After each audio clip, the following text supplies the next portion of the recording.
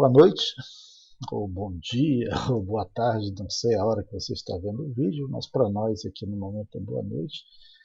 Então, estamos de novo para mais uma aula, agora no experimento 4, Físico-Química Experimental, versão remota. E hoje nós vamos ver cinética química, cinética de reação, e vamos ver como se determina experimentalmente a ordem de reação. Esse é um experimento interessante, bonitinho, e tem bastante utilidade para o pessoal de engenharia química, provavelmente. Bem, antes de começarmos a falar em si, quando estamos falando em cinética química, cinética de reação, estou me referindo àquela parte da físico-química que busca estudar os tempos de reação em termos de consumo de reagentes, de produção ali, formação de produtos em relação a um certo tempo estabelecido, tentando encontrar a expressão da velocidade de um sistema reacional. E essa área da química é uma área muito interessante. É uma área que hoje em dia tem grande sofisticação e o número de aplicações é absurdo. Se você tem um sistema racional, se você está trabalhando com um processo químico, em que você quer de alguma forma influenciar a velocidade desse processo, você tem que estudar a dinâmica, a cinética desse processo. Você tem que estudar a questão não só de produção, de formação, de consumo dos constituintes do sistema racional, mas também você tem que estudar a questão de energia, de catalisadores, de tempos envolvidos, e se você consegue descrever perfeitamente um sistema, do ponto de vista cinético, um sistema químico, você tem o controle para gerenciar aquele sistema em termos de facilidade, em termos de tempo. Você pode duplicar, triplicar, quadruplicar a velocidade de um sistema. Se você tiver expressão de velocidade, você sabe quais são os fatores que alteram em termos de concentração a velocidade do sistema. Se você trabalhar em termos de temperatura, você pode saber como a temperatura influencia a velocidade de uma reação. Você pode trabalhar no sentido de catalisador, ou seja, é uma área muito vasta. E dentro de engenharia química, da química também, e até física, é uma área com muita aplicação. Então, é um campo em aberto. Ao redor do mundo tem excelentes grupos de pesquisa, aqui no Brasil tem excelentes grupos de pesquisa.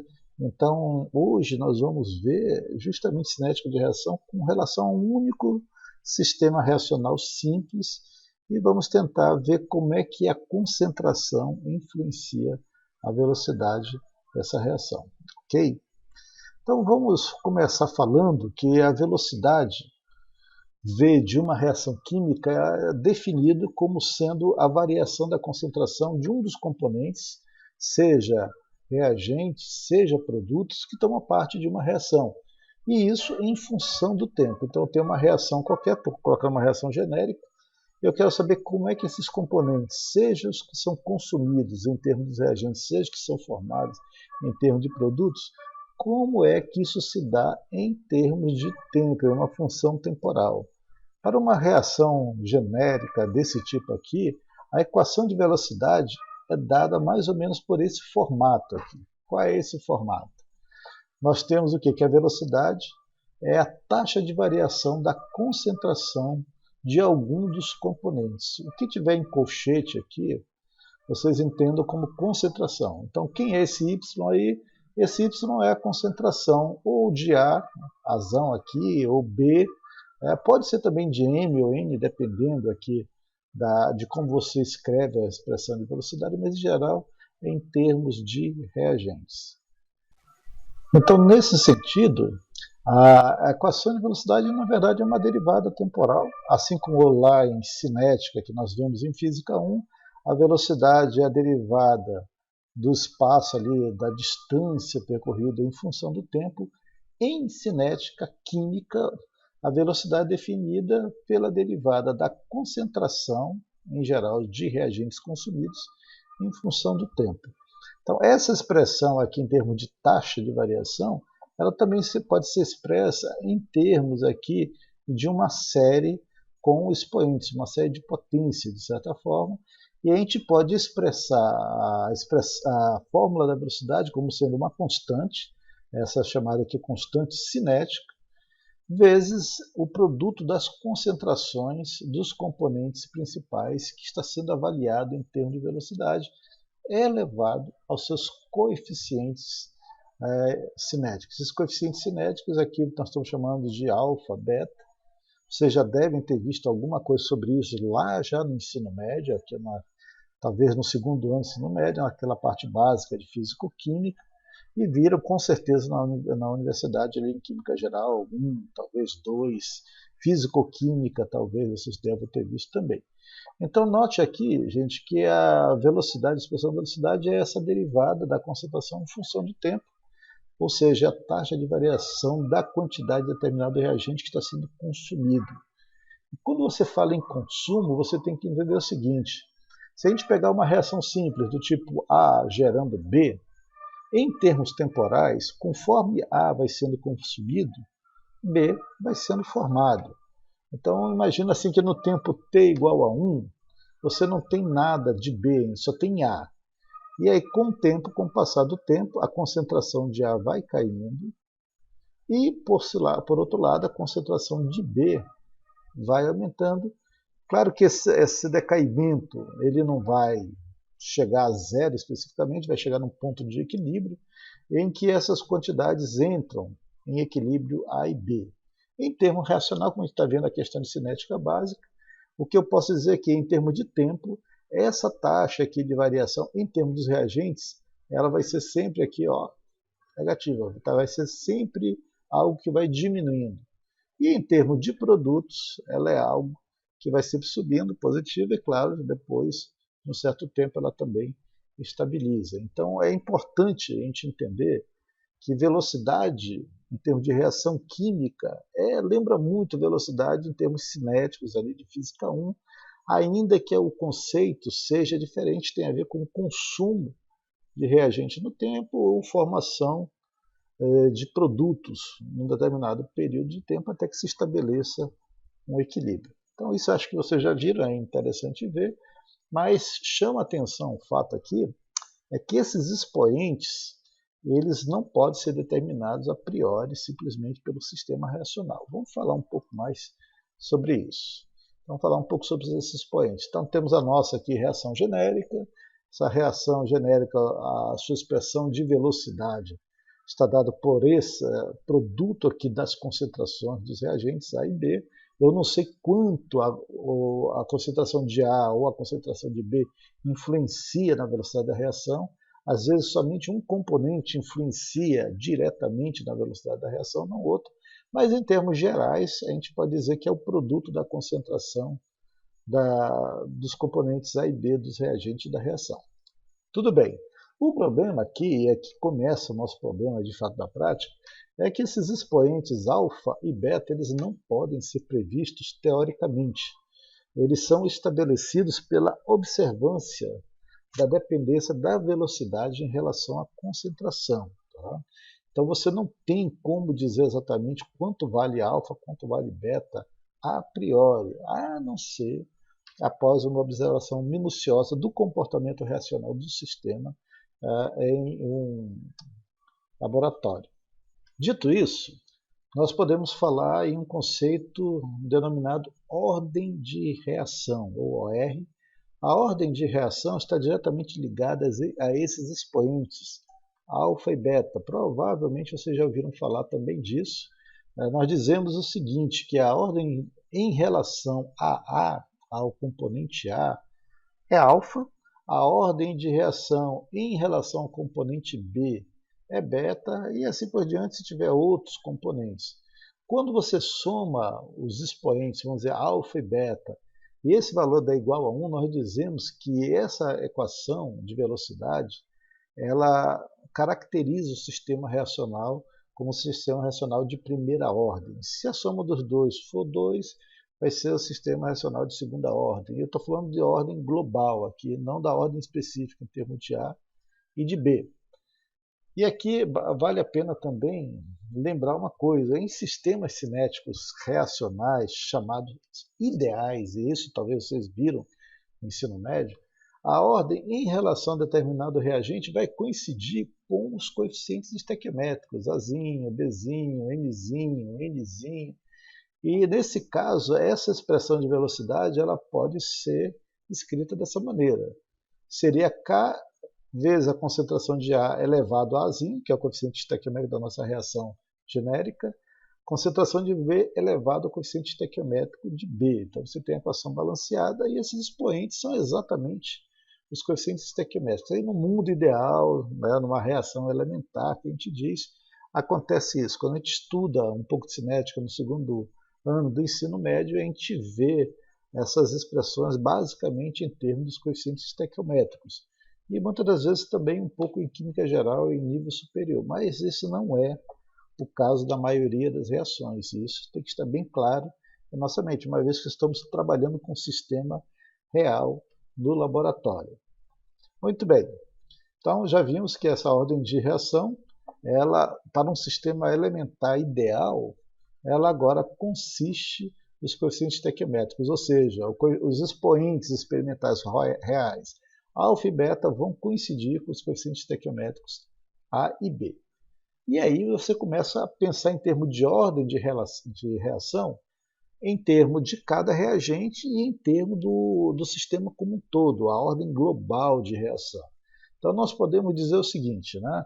Vamos considerar essa reação Azinho A mais Bzinho B, ou seja, A mais B dando M mais N, já completamente balanceado. Se a gente considerar que essa é uma reação elementar, ideal, então nós podemos dizer o seguinte, que a expressão de velocidade vai ser K vezes a concentração de A elevado a Zinho, vezes a concentração de B elevado a Bzinho. E a ordem de reação ela pode ser tanto A como B, e depende como você entende a ordem de reação aqui, porque você pode falar também em ordem global de reação. E ordem global de reação é quando você soma A mais B. Vamos dar um exemplo mais claro. Eu tenho essa reação, um mol de A reagindo com um mol de B, dando um mol de C gasoso. E a gente está dizendo que a expressão de velocidade dessa expressão genérica tenha esse formato aqui. K é a concentração de A elevado ao expoente estequiométrico, que é 1, vezes a concentração de B elevado ao coeficiente estequiométrico, também é 1. Então está aqui esse caso. E aí você pode pensar em ordem de reação, tanto em relação ao componente A como ao componente B. Por quê? Porque, às vezes, um dos componentes da reação ele não participa efetivamente da velocidade daquela reação. Ele não é o primordial, não é aquilo que caracteriza a velocidade da reação. Então, a gente acaba, às vezes, falando em ordem de reação em termos dos componentes em separado. Então, nesse caso, esse sistema reacional ele é de primeira ordem, porque o expoente aqui é 1, em relação ao componente A, ao reagente A, e ele também é de primeira ordem em relação ao componente B, ou seja, ao reagente B. Mas você pode encontrar livros dizendo que a ordem de reação total ou global vai ser igual a 2, porque você vai somar os expoentes 1 mais 1, 2, e em geral, na ordem de reação, você soma os expoentes e na ordem de reação normal ou singular, você apenas utiliza para cada componente. Ok?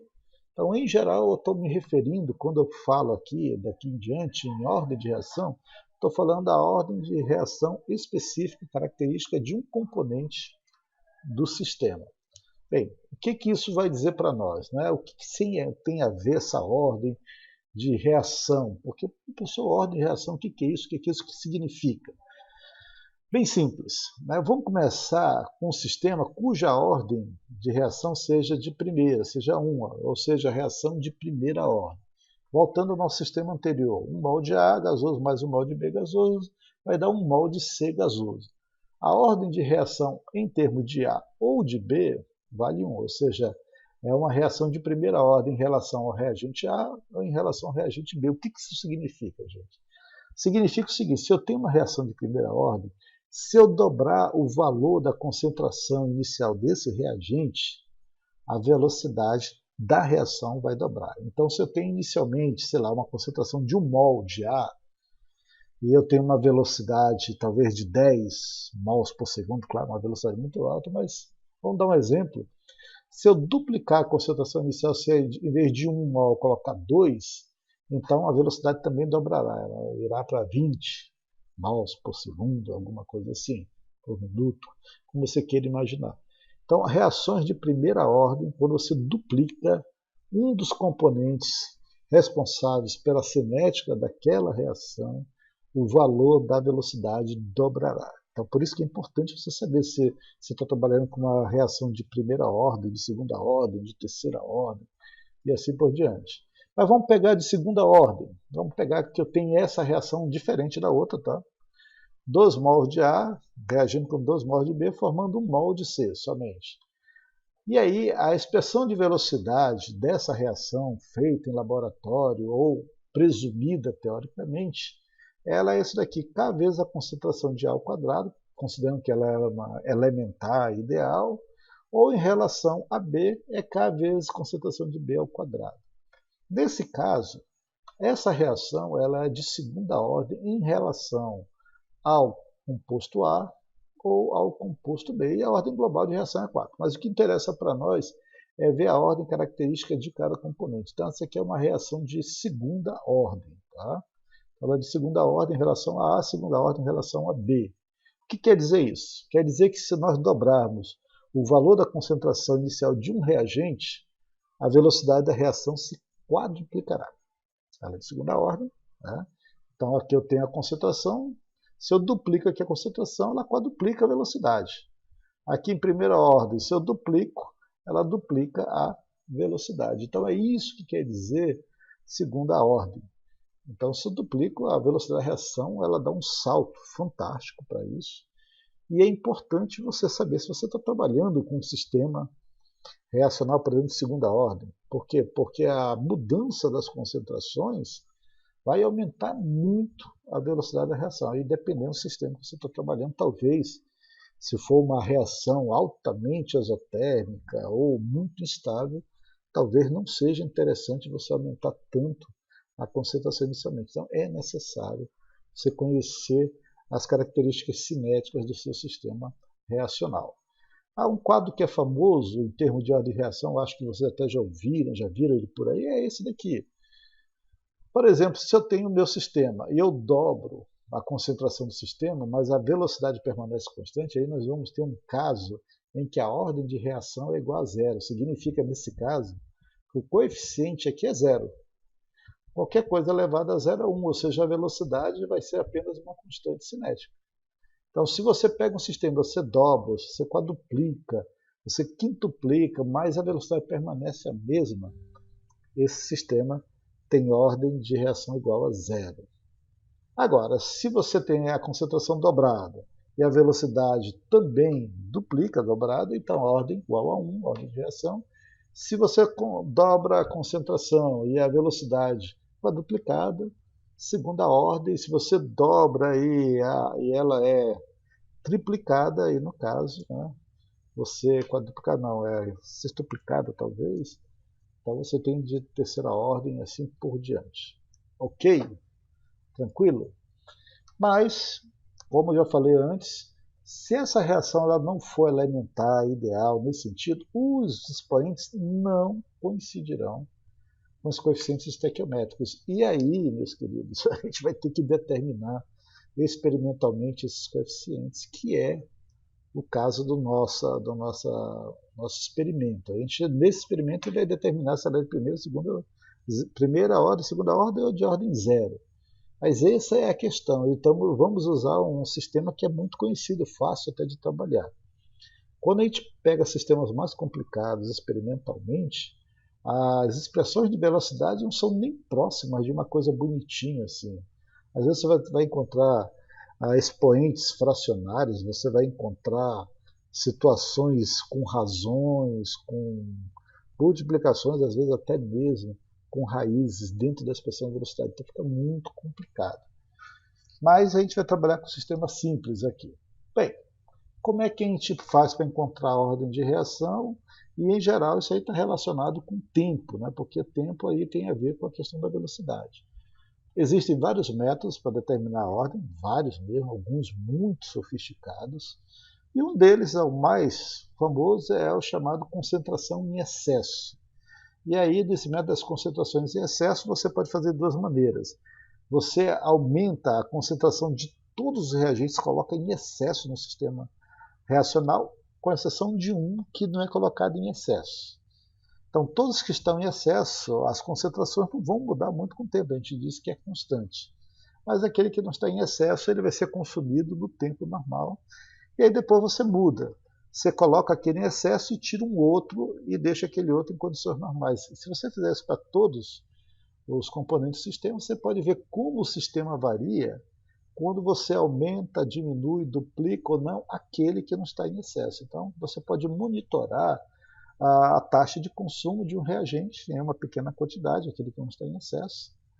Outro é você colocar somente um de excesso e todos os demais variando. E, claro, aquele que está em excesso é como se fosse constante, porque ele não vai conseguir ser consumido durante aquele sistema reacional que está sendo observado. Muito bem.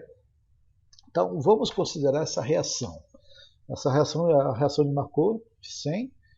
E essa reação ela pode ser mostrada no livro das duas formas aqui. Tá? É uma reação da água oxigenada com iodeto de potássio, mais ácido sulfúrico, pode ser um outro também, mas em meio ácido aqui. Isso vai gerar água, vai liberar iodo e formar um sal aqui o sulfato de potássio. Em termos iônicos, você vai encontrar nos livros em geral esse formato aqui. H2O2 mais íon iodeto daqui, em meio ácido, devido ao ácido sulfúrico, vai formar água e vai liberar iodo. Então não aparece aqui o K2, porque aqui não está tudo implícito. Essa é uma reação já conhecida que a gente usa bastante para brincar aí de monitorar e tentar descobrir qual é a ordem dessa reação. Qual é a característica interessante desse sistema? É que ele forma iodo. O iodo, quando ele é formado, ele tem uma corzinha peculiar que pode ser aumentada, que pode ser, de certa forma, destacada com um indicador. Você pode colocar nesse sistema um indicador de amido, e essa cor, na presença de amido, que é muito fraquinha, ela fica de um azul brilhante, um azul escuro, forte, brilhante. E aí você vê que a reação está se processando, por quê? Porque formou iodo na presença de amido, a reação fica rapidamente azul escura, quase roxa, né? Dependendo às vezes do amido, às vezes fica até um marrom metálico escuro. Então você pode ver que a reação está se processando. O problema é que esse iodo na presença do amido fica tão escuro que você não sabe qual é a taxa de variação em que o iodo, aqui o iodeto, está sendo consumido na presença da água oxigenada. E aí fica assim, como é que eu vou ver o andamento dessa reação? Mas tem maneiras. Essa reação ela funciona dessa forma se você tiver em excesso ácido sulfúrico, se você tiver em excesso o iodeto de potássio e basicamente você deixa em condições normais a água oxigenada. Você quer saber quanto dessa água oxigenada está sendo consumida formando iodo. Então você coloca em muito excesso aqui o iodeto, bastante excesso aqui o ácido sulfúrico e basicamente você quer saber quanto está sendo consumido de água oxigenada.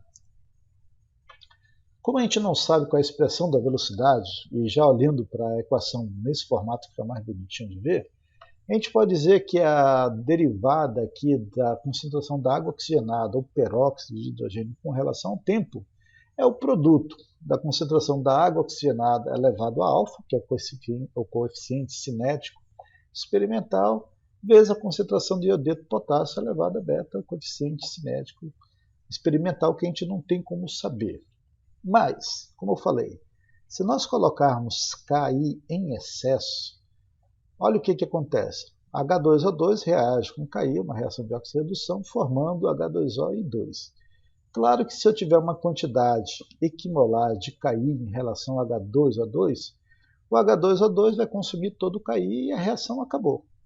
Tranquilo, então você vai formar os produtos aqui. Então isso daqui vai ser consumido e de alguma forma ele vai participar ativamente da questão da velocidade da reação. Mas e se eu tivesse uma quantidade tal de Ki que por mais que ele fosse consumido, ele permanecesse constante em relação aos reagentes. Aí, nesse caso, essa concentração aqui é como se fosse de ordem zero. É como se esse beta aqui fosse zero. Então, a gente pode tirar fora isso da nossa reação do nosso sistema. Ou seja, esse é o método das concentrações em excesso. Quando eu deixo em excesso um, eu posso simplesmente, por um momento, considerá-lo, vamos dizer assim, inatingível ou inalterado durante o processo de reação. A mesma coisa do ácido sulfúrico. O ácido sulfúrico está mais para acidificar o meio, mas ele também está em excesso, então a gente pode cortar daqui. E no final, nós podemos dizer o quê? Que essa velocidade de reação em meio ácido, quando cair, está em excesso, ela pode ser expressa somente pela concentração da água oxigenada elevada a alfa. Só que a gente não sabe quem é alfa. Será que alfa é zero, portanto a reação de primeira ordem? Será que alfa é 1, a reação é de primeira ordem? Será que alfa é 2, a reação é de segunda ordem? Ou seja, ordem 0, ordem 1, ordem 2. E aí, nesse caso, se você substituir o alfa por 0, por 1 ou por 2, você pode resolver essa situação e fazer o experimento, plotar isso com o tempo. E você pode obter uma característica de uma curva, no caso uma reta, e essa reta pode caracterizar se é de ordem 0, primeira ordem ou segunda ordem. Então é mais ou menos isso daqui, vou explicar depois. Se a reação for de ordem 0, esse alfa ele é 0. Tá? Então nesse caso qualquer número elevado a 0 é 1. Então a variação temporal da concentração do H2O2 vai ser igual a uma constante. Então ela é de ordem 0, e se ela for de ordem 0, se você plotar essa relação H2O2, o valor inicial, menos o H2O2 que se processa durante a reação, plotar isso contra o tempo, vai ter a relação linear. Se essa relação linear ela tiver um coeficiente de correlação muito alto, a gente pode dizer assim, olha, isso daqui realmente é uma equação de ordem 0.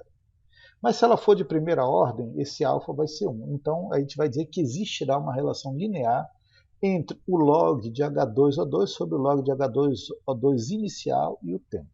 Então isso vai te dar uma reta, você vai encontrar o coeficiente de correlação. Se for muito alto, você diz, olha, isso aí deve estar caracterizado um sistema de primeira ordem. E se esse coeficiente de correlação for muito maior do que o anterior, então ele é de primeira ordem.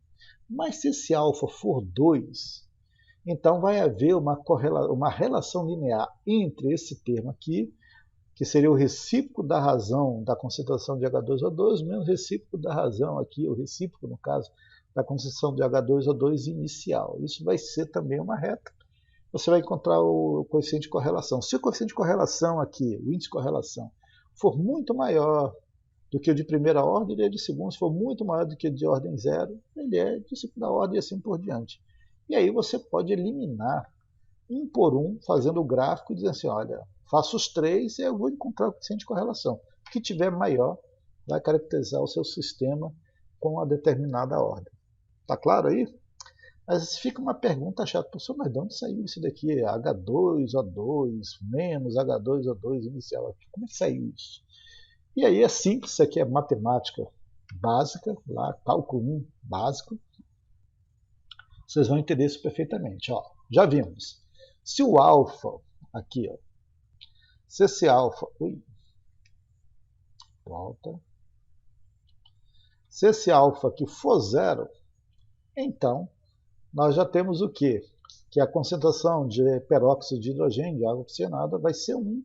Então a derivada da concentração da água oxigenada, peróxido de hidrogênio, com relação ao tempo vai ser constante. Isso daqui é uma equação simples de diferencial de resolver, tranquila, você ali com cálculo 1 você consegue resolver. Por quê? Porque você separando os termos, você vai ter duas integrais. Você vai ter a integral da derivada da concentração, que vai ser igual a menos a integral de K ΔT, KdT. Essa integral aqui é fácil, constante sai da integral de dt é ΔT, tranquilo. E do outro lado você vai ter a integral de uma derivada. A integral de uma derivada é o derivando. Né? Então vai ser a concentração final de H2O2 menos a concentração inicial. Como eu tenho menos aqui, eu posso rearranjar isso daqui e fica assim. A concentração inicial de H2O2 menos a concentração final de H2O2 igual a K ΔT. Se vocês olharem, isso aqui é uma equação de reta, onde K é o coeficiente angular, o coeficiente linear é zero, e você tem uma relação linear direta desse termo com a temperatura. Se você plotar, o que vai acontecer? Vai ter uma reta. Se o índice de correlação linear for muito alto, comparado aos outros dois, então essa equação é de ordem zero. Tranquilo?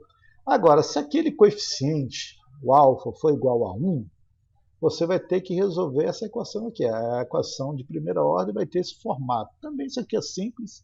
Resolver, joga o dt para um lado, ou a concentração de H2O2 vem aqui para baixo, e você vai ter que resolver isso aqui. Ó. Simples.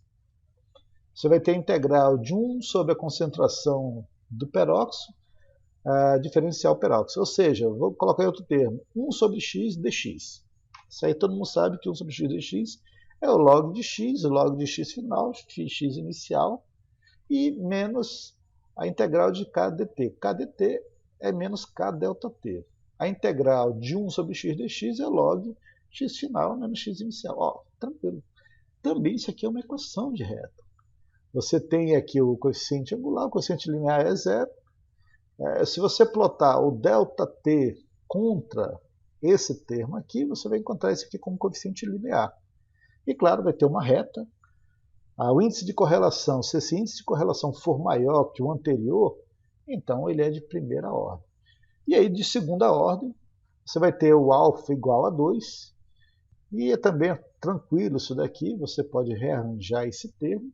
Você vai ficar 1 sobre concentração de peróxido ao quadrado, diferencial peróxido, igual a menos K dt. Gente, aqui é a mesma coisa que a integral de 1 sobre x quadrado dx. 1 sobre x quadrado dx, a gente sabe que é uma integral definida. Então, isso vai dar 1 sobre a concentração de H2O2 final, menos 1 sobre a concentração de H2O2 inicial, já invertendo aqui o sinal. Ou seja, também é uma equação de reta.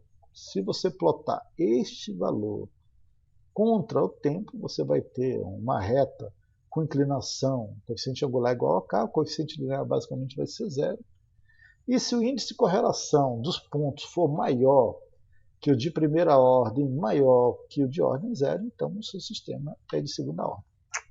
Beleza? Dá até para fazer se ele for de terceira ordem. Aí o alfa vai ser igual a 3, aí vocês vão ter que calcular e descobrir qual é a expressão para ser plotado no seu gráfico. Joia? Muito bem, então você tem 3 relações lineares.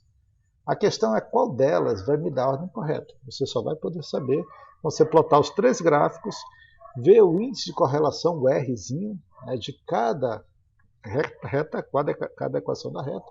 O que tiver melhor coeficiente de correlação, ou seja, a melhor correlação entre os pontos dos termos com o tempo, vai caracterizar a ordem de reação do seu sistema. Joia? Tranquilo? Muito bem. Você vai obter, então, gráficos desse tipo aqui, só para vocês verem. Né? Aqui, eu estou plotando o tempo contra os termos de ordem zero, que eu estou plotando o tempo contra os termos de segunda ordem.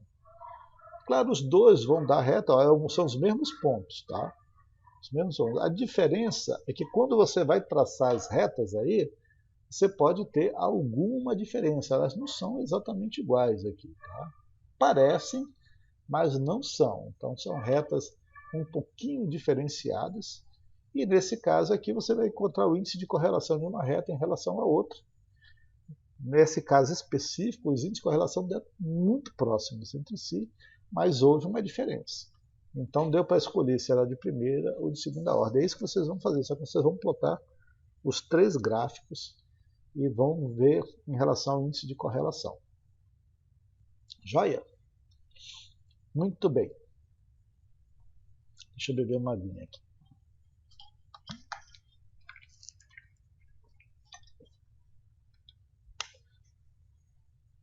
Muito bem. O que nós queremos obter, então, nesse experimento? Nesse experimento, nós queremos determinar a ordem da reação química de uma Markov-Fizen utilizando o método das concentrações excessas. Então, é essa reação aqui. Nós queremos saber qual é a ordem dessa reação em relação ao H2O2 é o peróxido de hidrogênio, considerando que Ki e o H2O4 estão em excesso. Ok? Qual é a estratégia que nós vamos usar? O problema é o seguinte, nós não sabemos como essa reação se processa do ponto de vista visual, a gente não consegue ver, é difícil.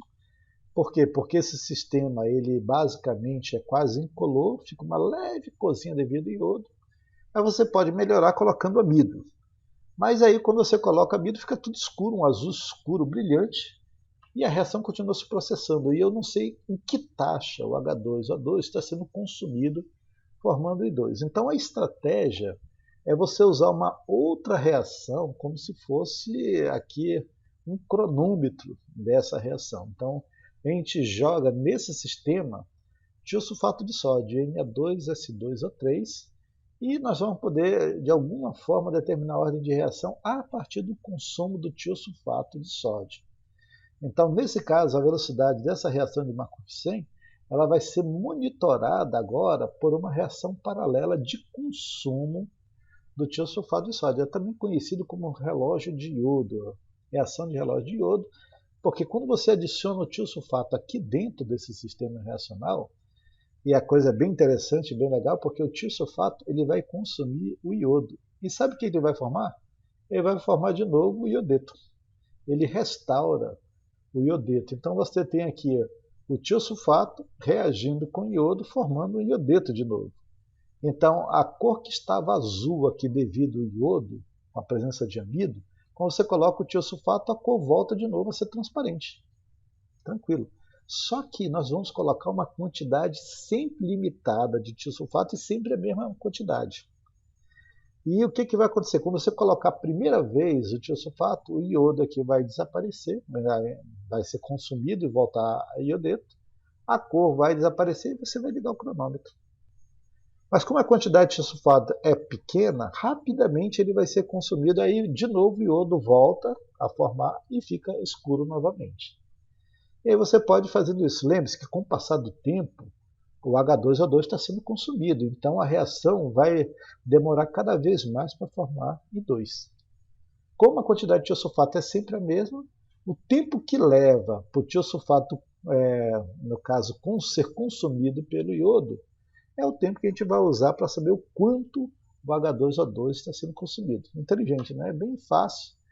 Eu vou mostrar do ponto de vista aqui de um esquema. Então, nós temos aqui a nossa reação de Markov-Chain, ela está formando aqui iodo, I2 aqui já tem um amido adicionado, então tem uma cor escura, e nós vamos adicionar tiosulfato de sódio, um valor pequeno, 1 ml de tiosulfato, e quando nós adicionarmos, o que vai acontecer? O iodo, que está formado e devido ao amido está escuro, ele vai ser consumido pelo tiosulfato e vai voltar à forma dele de iodeto, ou seja, essa reação volta para cá.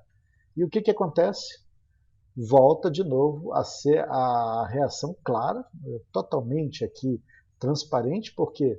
Porque o iodeto, aqui o iodo foi consumido pelo tiosulfato e é como se a reação não tivesse formado iodo. Todo iodo que está sendo formado está sendo consumido por essa quantidade limitada de tiosulfato. Quando acabar o tiosulfato, que é pequeno, é pouca quantidade, não está em excesso, começa a formar de novo o I2.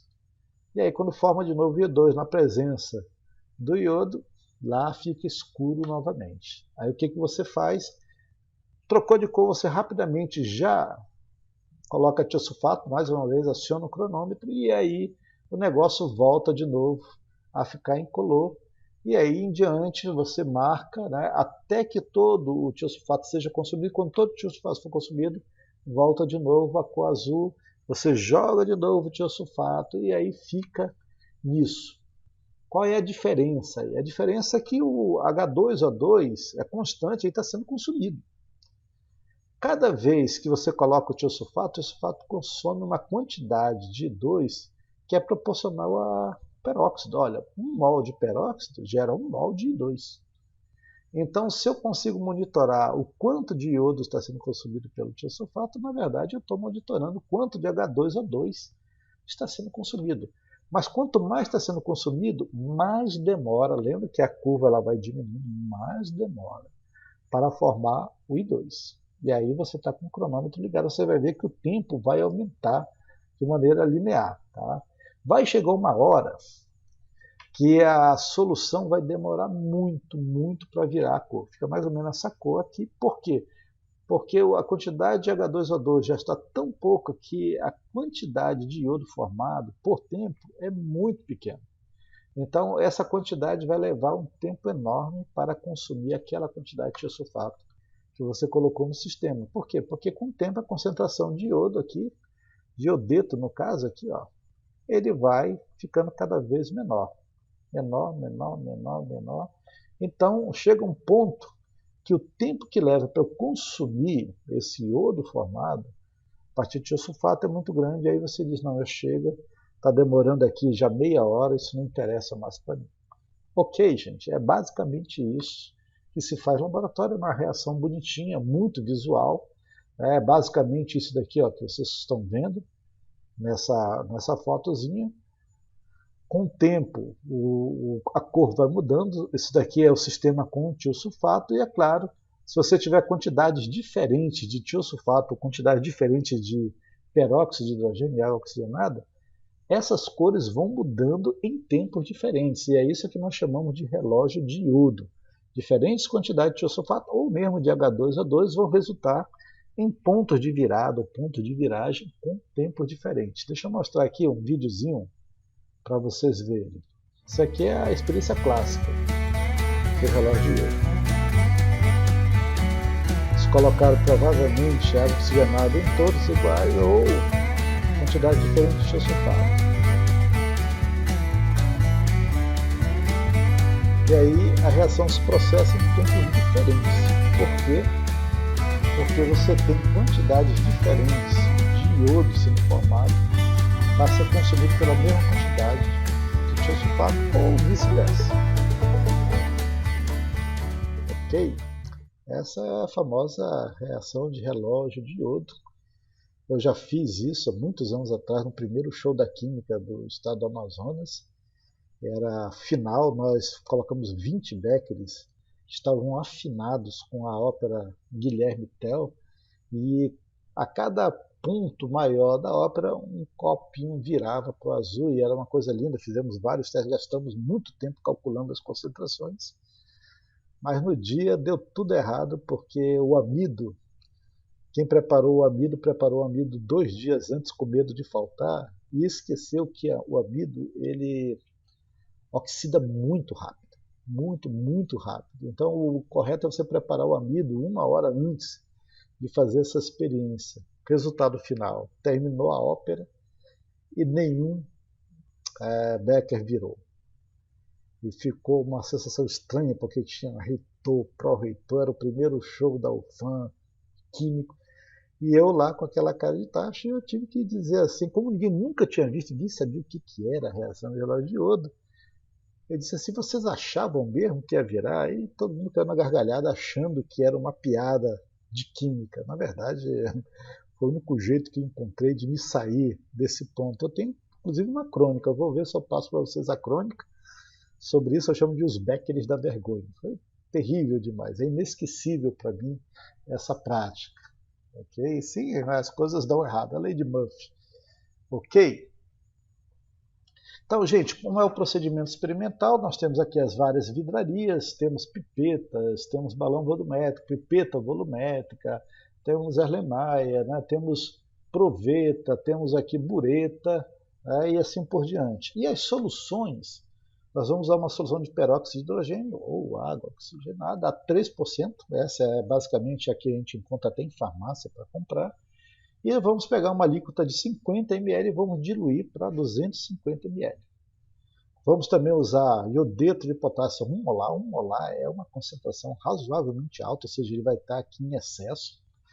Vamos acidificar o meio com ácido sulfúrico 3 molar, também vai estar em excesso, a gente não tem que se preocupar com esses dois. E vamos usar esse tiosulfato de sódio, 0,01 molar, uma quantidade pequenininha que dá para a gente controlar. A gente vai colocar 1 ml só dessa quantidade e usar, claro, o amido. O amido seria o nosso indicador para reforçar a cor do iodo a 0,5%. Equipamento, suporte, cronômetro, termômetro. E basicamente esse daqui é uma experiência bonitinha, fácil de fazer, demorado um pouquinho, né? Mas o preparo da solução é o seguinte, né? Como é que a gente vai fazer? Nós vamos preparar primeiro uma solução, nós vamos ter uma bureta, né? No suporte aqui universal está aqui essa bureta, e você vai colocar nessa bureta tiosulfato de sódio. Esse tiosulfato de sódio é 0,01 molar. Está até aqui embaixo. Tá? 0,01 molar. E você vai pegar um LME de 500 ml e você vai colocar em ordem esses compostos aqui, essas soluções. Você vai colocar 150 ml de água destilada, você vai inserir 220 ml de iodeto de potássio molar, você vai colocar 10 ml de H2SO4 3 molar, 1 ml de tiosulfato de sódio 0,01 molar, 0,01 molar, e esse aqui vai estar na bureta, e claro, 3 ml aqui de solução de amido novo, tá? Para não correr o risco que aconteceu comigo. Uma vez que está aqui, você agita, mede a temperatura de solução, para você ter uma ideia da temperatura, caso você queira fazer até uma outra experiência, no caso temperatura não vai ser o nosso caso. E nesse caso, agora, já com isso pronto, você vai adicionar água oxigenada, o peróxido de hidrogênio. Você vai medir aqui, numa proveta 20 ml de solução de peróxido de hidrogênio, você vai adicionar. Quando você adicionar, note que já tem 1 ml de tiosulfato 0,01 molar. Você vai acionar o cronômetro. E o que vai acontecer? Todo o iodo que está sendo formado a partir da reação com hidróxido de hidrogênio, peróxido de hidrogênio, perdão, vai formar iodo. Esse iodo, aqui na presença de amido, ficaria azul. No entanto, nós colocamos tiosulfato. Tiosulfato, ele vai reagir com o iodo formado, I2, e vai restaurar o iodeto, que, portanto, vai continuar com a cor o quê?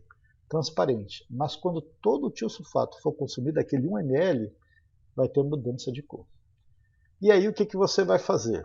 Mudou a cor, você já marcou o tempo, você vai adicionar mais 1 ml de tiosulfato. Quando você adicionar 1 ml de tiosulfato, rapidamente você vai o quê?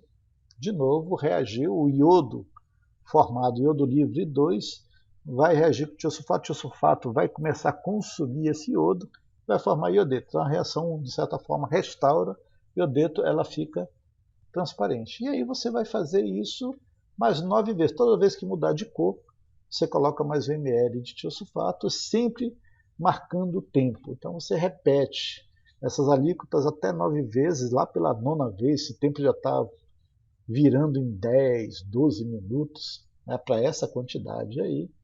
E depois você joga tudo fora e começa tudo de novo, repete a operação toda 2 vezes, para você pelo menos ter uma ideia de tempo.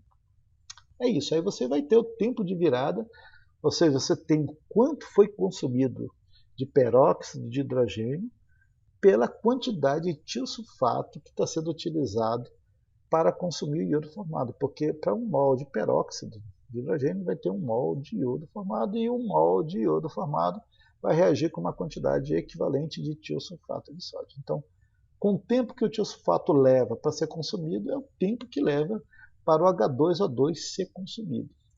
Inteligente, né? Bem legal. Então, a gente repete essas alíquotas 9 vezes, depois repete a operação toda 2 vezes. Vou mostrar aqui um exemplo adaptado de procedimento experimental. Tá? Esse aqui é um vídeo lá do DQI da UFOP. Não é exatamente assim que a gente faz, eu não sei exatamente se é essa a ordem dos reagentes que estão colocando, mas é algo semelhante que a gente faz. Só que a gente não faz no tubo de ensaio, a gente faz no LMI ali com a buretinha para ficar mais fácil. Então vamos ver.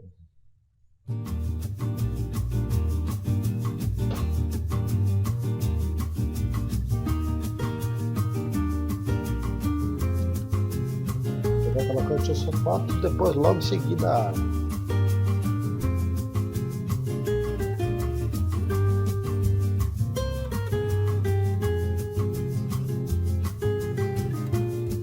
Se o tiosulfato no ambiente já esteja meio ácido, né? Aí ficou claro.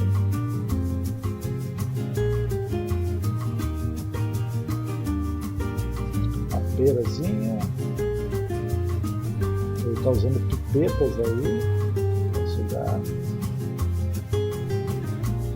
Então, ali com a pera, o uso da pera, água destilada, deionizada.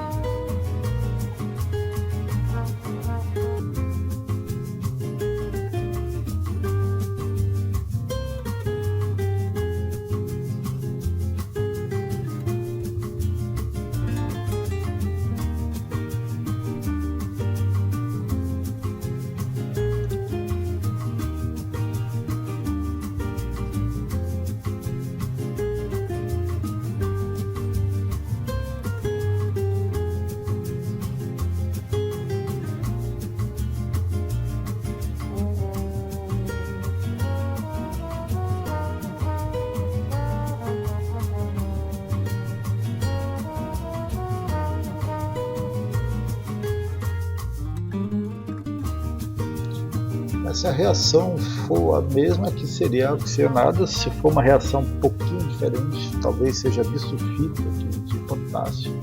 Mas vamos considerar que seja água oxigenada.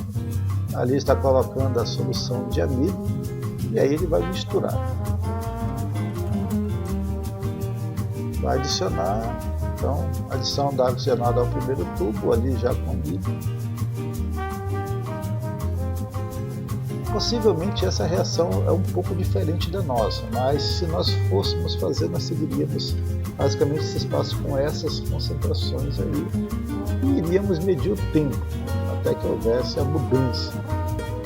Havendo a mudança, o cronômetro é disparado, é parado ali e você tem o valor. Como essa cor não é exatamente a que a gente está esperando, eu desconfio que essa reação ela é de relógio de iodo, mas com talvez bisulfito de sódio.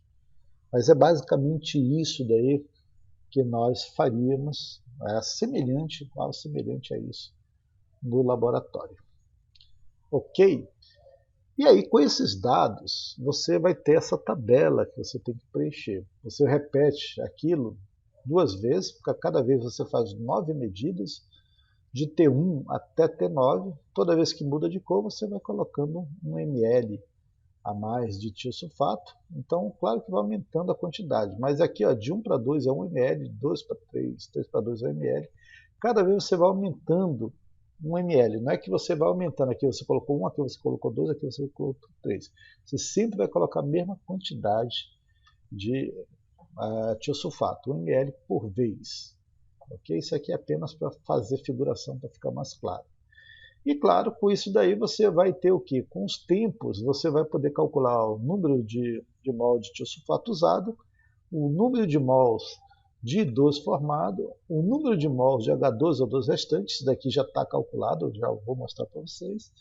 E com isso, você tem a concentração de H2O2, que foi a que reagiu, no caso, a partir de uma concentração inicial.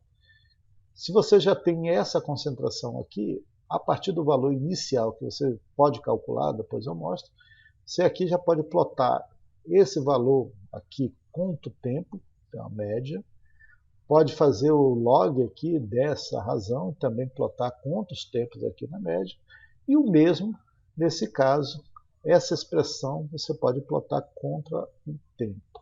É claro que você vai precisar da densidade para fazer esses cálculos, o primeiro cálculo pelo menos, E basta fazer um, porque o resto, gente, é basicamente mecânico. Na verdade, tem até uma maneira bem, vamos dizer, algorítmica de fazer isso daí.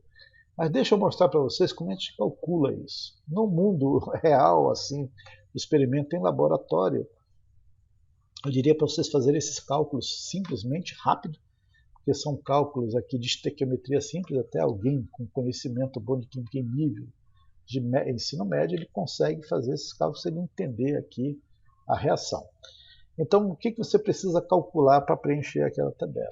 Você precisa calcular as concentrações. Primeiro, de peróxido de hidrogênio, com a concentração inicial H2O2O, sim, e a concentração de H2O2 que restou a partir do momento que acrescentei tiosulfato de sódio, né, que já não vai ser mais igual à inicial, porque alguma coisa aqui já foi consumido para formar o iodeto. Então, com esses dados aqui, aí você vai plotar o tempo contra essas quantidades. Tá? Essas expressões aí você vai poder saber se é de ordem 0, ordem 1 ou ordem 2. Então você precisa dessas concentrações para plotar esses gráficos, para descobrir a ordem da reação. Mas a pergunta é, como é que eu calculo, professor, a concentração inicial de peróxido e a concentração de peróxido durante a reação, conforme eu vou colocando tiosulfato? Aí aqui é tranquilo, tá? Vocês vão ver que não é uma coisa difícil. Então vejam, no procedimento, nós tiramos uma alíquota de 50 ml de peróxido de hidrogênio a 3% e diluímos ela para 250 ml, ou seja, foi diluída 5 vezes. E isso vai nos dar uma concentração final de 0,254 mol por litro. Essa é a concentração inicial de peróxido de hidrogênio. Alguém pode dizer assim, mas não tem nem ideia como tirar esse valor. Vou mostrar aqui. Mas isso aqui é facílimo de fazer, regra de 3. Eu tinha 50 ml tá, de H2O2, e nesses 50 ml é 100% da solução. Tem tanto água como tem peróxido de hidrogênio. Mas nesse 100%, somente 3% é peróxido de hidrogênio. Então, quando eu faço isso, eu encontro que nesses 50 ml, somente 1,5 ml é realmente peróxido de hidrogênio puro. Por quê? Porque aqui é a 3%. Ou seja, desses 50, basicamente 48,5 é água e 1,5 é peróxido de hidrogênio. Como eu sei a densidade, eu acabei de mostrar ali na tabela, 1,44 gramas por ml, e eu sei que densidade é a massa sobre volume. Como eu tenho aqui a densidade e tenho o volume, eu encontro a massa. Então, a massa de peróxido de hidrogênio é 2,16 gramas, é o equivalente a 1,5 ml em termos de densidade. Ou seja, no nosso balão de 250 ml tem exatamente 2,16 gramas de água oxigenada, peróxido de hidrogênio. Com esse valor em mãos, aí você pode brincar com muita coisa. Tá? Então, se eu tenho a massa, e eu sei que essa massa é de peróxido, eu sei a massa molecular do peróxido de hidrogênio, porque eu sei que a fórmula é H2O2, eu lembro lá de número de mols. O número de mols é a massa da massa molar. Massa 2,6, a massa molar 34,01, aqui só precisaria 0,1, não tem problema. E aí você vai ter 0,0635 mols. Esse é o número de mols que eu tenho dentro da nossa alíquota, né, que foi diluída para 250 ml. Como eu tenho o número de mols e eu sei o volume total, ou seja, uma vez que essa quantidade de mols foi diluída em um valor de 250 ml, a concentração é muito simples, é o número de mols pelo volume. Então, a concentração inicial está aqui, 0,0635 por 0,25, 254 mol por litro. Está aqui. Essa é a concentração inicial de peróxido de hidrogênio. Ok? Para quem tinha dúvida de onde saiu isso, está aqui. Na verdade, esses cálculos chegam até a aparecer muitas das vezes em listas lá de ensino médio para vestibular, são cálculos bem simples.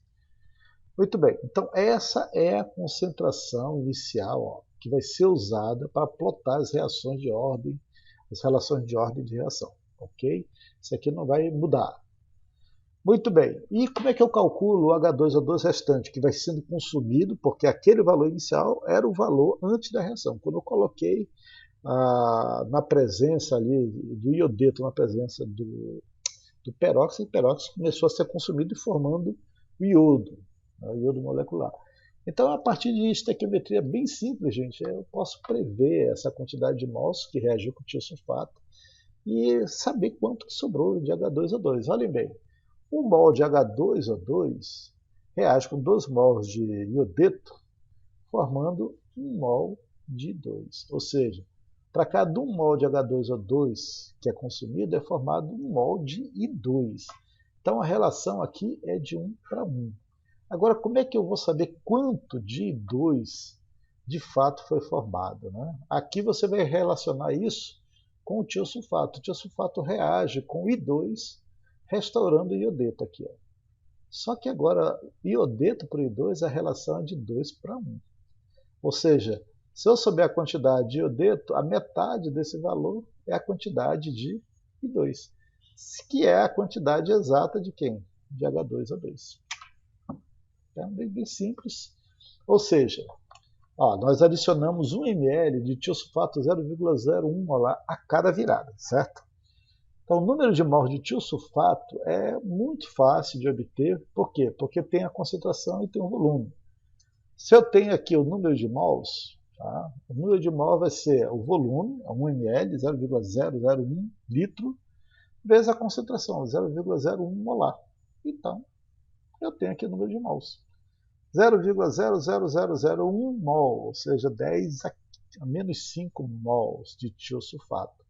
Ora, o tiosulfato está relacionado aqui com iodeto, com iodo molecular. E o iodo tem a ver com metade do valor de Ki. Então, pela reação 1, nós sabemos que para a formação de 1 mol de I2, eu preciso de 2 mols de Ki. Então, nesse sentido, o valor vai ser o quê, gente? Vai ser esse daqui dividido por 2. Então, quando eu divido esse valor de tiosulfato por 2, eu vou ter o valor que, pela reação 2, é exatamente de iodo. Então, o iodo aqui dividido por 2 vai dar 5 vezes 10 a menos 6. Só que o de iodo, estequiometricamente, vai ser a mesma quantidade que será consumida de H2O2 para formar essa mesma quantidade de iodo. Então, aqui já ficou claro, eu já sei essa quantidade também. Então, no procedimento, nós adicionamos o quê? Nós adicionamos 20 ml de H2O2, que é o número de mols inicial do peróxido, e nesse caso, esse número ele é obtido simplesmente multiplicando a concentração inicial, que nós já calculamos, e o volume adicionado. Ou seja, o número de peróxido aqui é igual, aqui está faltando igual, tá? Vai ser H2O2 vezes o volume, ou seja, qual a concentração inicial? 0,254, vezes qual o volume? 20 ml que nós usamos de H2O2, 0,02. Então isso vai dar 0,005080 mol. Então essa é a quantidade de peróxido de H2O2 que está sendo consumido logo depois de adicionar 1 ml de tiosulfato. Ou seja, no tempo 1, inicialmente aqui, o valor inicial que estava 0,254, agora ele foi diminuído disso aqui. Joia? Então, o restante do número de mols que não reagiram em cada ponto é só você subtrair a quantidade inicial formada, que é igual à própria quantidade de 2. Ou seja, você tem o número de peróxido no tempo 1, vai ser o número de peróxido inicial, menos o número de iodo, aqui estou falando do número de mols de iodo, que já está aqui. Então, você subtrai esse valor da quantidade que foi formada de iodo, que é a mesma quantidade inicial de peróxido, ou seja, 0,005075 mol. Então, tranquilo. E qual é a concentração, portanto, do peróxido de hidrogênio agora que ele foi consumido pelo tiosulfato? Então, nesse caso, nós estamos usando 20 ml, a concentração é a razão entre o número de mols de cada ponto. Então, 20 ml, aqui já em litros, vai dar 0,25375. É um pouquinho só menor do que aquela concentração inicial que nós estávamos usando, que era 254. Então aqui já dá 253, por quê? Porque você diminuiu dessa concentração uma quantidade minúscula de número de mols. Já é. Com isso daí você repete agora o mesmo cálculo para os próximos pontos. Por quê? Porque agora você já tem um valor seguinte aqui da nova concentração, que já não vai ser mais essa, vai ser essa, e você vai repetindo isso para todos os 8 pontos. ok? E aí você só preenche aqui a tabela. Ó. O número, eu estou agora dando de lambuja para vocês o tempo 1, né? Que o número de mols utilizado é 1 ml, então aqui você vai ter 1,1 vezes 10 elevado a menos 5 mol. O mol de 2 formado é a metade disso daqui. O número de mols de H2O2 que restaram a partir do consumo, está aqui 0,0575. E a concentração, nós acabamos de calcular aqui, 25375. E pronto. Com esses valores, agora, para essa linha, eu já tenho a quantidade inicial menos a quantidade, a quantidade inicial e a quantidade que reagiu. Então eu faço essa razão, coloco aqui. Aqui é a mesma coisa, faço essa razão, tiro o logaritmo neperiano e aqui eu faço esse cálculozinho simples pelos recíprocos aqui das concentrações final e inicial e também ploto. E com esses valores aqui eu vou ter um ponto com esse T, ou esse outro ponto com esse T, e outro ponto também com esse T médio. E eu vou fazer isso para todos os demais pontos. Né? Aqui você já tem aqui 2, vezes 10 vezes elevado a menos 5 mol. Nesse caso, a metade aqui também vai ser 1. Claro que aqui a gente já está somando, mas esses valores são pela metade. Então, a mesma história se repete e você completa toda a tabela. Joia? E aí, gente, para determinar a ordem de reação, você vai simplesmente plotar os gráficos para as ordens 0, 1 e 2 e observar a sua linearidade. Então, por exemplo, ó, eu quero testar se ele é de ordem 0. Então, eu vou plotar um gráfico de H2O2 inicial menos H2O2 num determinado tempo, T1, T2, T3, T4, T5. E aí eu vou calcular, né, essa diferença entre as concentrações H2O2 menos H2O2 no tempo. Ploto quanto T. E aí, nesse caso, o que, que eu tenho? Né? Eu já tenho aqui esses valores, o inicial ó, e o que nós acabamos de calcular. Faço essa diferença, então tem esse valor. Esse valor eu vou plotar contra o tempo, nesse caso. Então, o tempo é de 50,305 segundos. Então, eu já tenho o primeiro ponto do gráfico. Faço para o segundo, faço para o terceiro, faço para o quarto. E aí, no final, eu calculo isso, a mesma coisa para a primeira ordem, para a segunda ordem, e eu vou ter 3 gráficos diferentes. Então, já plotando aqui o primeiro, para vocês dizerem assim que eu não sabia como fazer, está aqui o primeiro ponto com o primeiro tempo. Você faz o cálculo para esse, e aí procede o restante aqui na tabela. Joia? Tranquilo, gente, aqui é só estequiometria, tá? Simplesinho, não se percam nisso daí. Bem, e por fim, tem a discussão de resultados. Então, tendo calculado todos os dados relativos aos tempos de virada, tendo plotado os gráficos, né, relativos às ordens de reação, aí eu quero que você discuta, quero esses cálculos aí que eu mostrei, todos bem feitinhos, quero que você discuta qual a ordem de reação mais provável do sistema reacional. Qual é? Primeira ordem, segunda ordem, ordem de 0. Então você vai explique os desvios possíveis das retas obtidas, né? Você tem aqui o tempo, e o que significa a ordem desta reação em termos da formação dos produtos. O que significa isso daí? Agora veja bem, por que se a reação for de segunda ordem, o tempo é proporcional a esse daqui? Eu já mostrei, mas eu gostaria que vocês olhassem com mais calma e explicassem um pouquinho sobre isso. Por quê? Né? Agora, uma pergunta desafio. Caso a reação fosse de terceira ordem, o tempo seria proporcional a que relação de concentrações? Vocês vão encontrar e vão plotar o gráfico correspondente a uma reação de terceira ordem. Vamos falar o que significa isso daí. E eu peço que vocês pesquisem sobre outras reações semelhantes ao relógio de iodo. Provavelmente aquela que nós mostramos no gráfico não é exatamente a mesma nossa, mas é semelhante. A semelhante é usado nesse experimento e descreva pelo menos uma dessas reações, desses sistemas reacionais, ok? Gente, o relatório não vai ser entregue semana que vem, vai ser entregue na outra, no final do mês, 28 de abril.